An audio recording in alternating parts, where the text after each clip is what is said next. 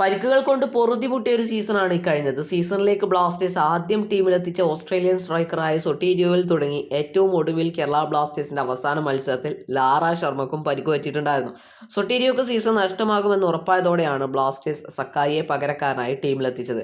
അതിനു പുറമെ ട്രയൽസിന് വേണ്ടി ടീമിലെത്തിയ ജസ്റ്റിൻ ഇമ്മാനുവലുമായി കേരള ബ്ലാസ്റ്റേഴ്സ് കോൺട്രാക്ട് ഉണ്ടാക്കുകയും അങ്ങനെ അദ്ദേഹത്തെ ലോണിൽ നൽകുകയും ചെയ്തു. പിന്നീട് സീസണിന്റെ പാതിയിൽ ലൂണക്കും പരിക്ക് പറ്റിയതോടെ ബ്ലാസ്റ്റേഴ്സ് പകരക്കാരനായി ലിത്വാനിയൻ ക്യാപ്റ്റൻ ഫെഡോറിനെ ടീമിലെത്തിച്ചു. പെപ്രക്ക് സീസൺ നഷ്ടമായതോടെ ഇമ്മാനുവലിനെ രജിസ്റ്റർ ചെയ്തു. ഇതിൽ ആരും ഇപ്പോഴും ബ്ലാസ്റ്റേഴ്സ് വിട്ടിട്ടില്ല. നിലവിൽ ബ്ലാസ്റ്റേഴ്സുമായി കോൺട്രാക്ട് ഉള്ളത് 9 വിദേശ താരങ്ങൾക്കാണ്.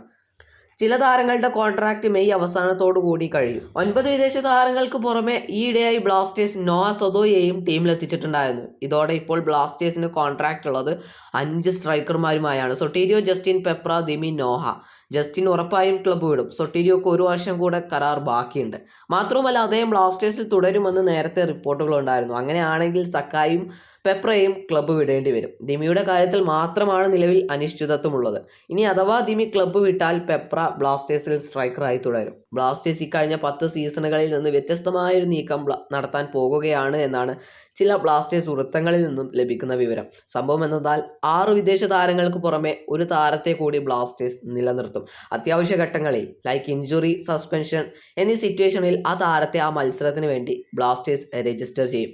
ചില സമയത്ത് ഏതെങ്കിലും ഒരു വിദേശ താരത്തിന് വിശ്രമം അനുവദിച്ചാൽ ഈ താരത്തെ ഉപയോഗപ്പെടുത്തും. അങ്ങനെ ഒരു ബാക്കപ്പ് ഉണ്ടെങ്കിൽ അത് വലിയ തരത്തിൽ തന്നെ ബ്ലാസ്റ്റേഴ്സിന് ഗുണം ചെയ്യുമെന്നതിൽ യാതൊരു സംശയവുമില്ല. നിലവിലെ സാഹചര്യത്തിൽ പെപ്രയെയോ അല്ലെങ്കിൽ ഡൈസൂക്കിയെയോ നിലനിർത്താനാണ് സാധ്യത. ഈ സീസണോടെ സക്കായിയുടെ കോൺട്രാക്റ്റ് അവസാനിക്കും. വേണ്ടി വന്നാൽ കോൺട്രാക്റ്റ് എക്സ്റ്റെൻഡ് ചെയ്യും. അതിനു കഴിഞ്ഞില്ലെങ്കിൽ പെപ്രയെ ബാക്കപ്പായി നിലനിർത്തും. ഈ ഒരു നീക്കം നടത്തേണ്ടി വന്നു കഴിഞ്ഞാൽ വലിയ വെല്ലുവിളികൾ തന്നെ ബ്ലാസ്റ്റേഴ്സ് നേരിടേണ്ടി വരും. എന്തായാലും ആ വെല്ലുവിളികളെല്ലാം മറികടന്ന് ഈ ഒരു നീക്കം വിജയിക്കാൻ സാധിച്ചു കഴിഞ്ഞാൽ അത് വലിയ തരത്തിൽ തന്നെ ഗുണം ചെയ്യും.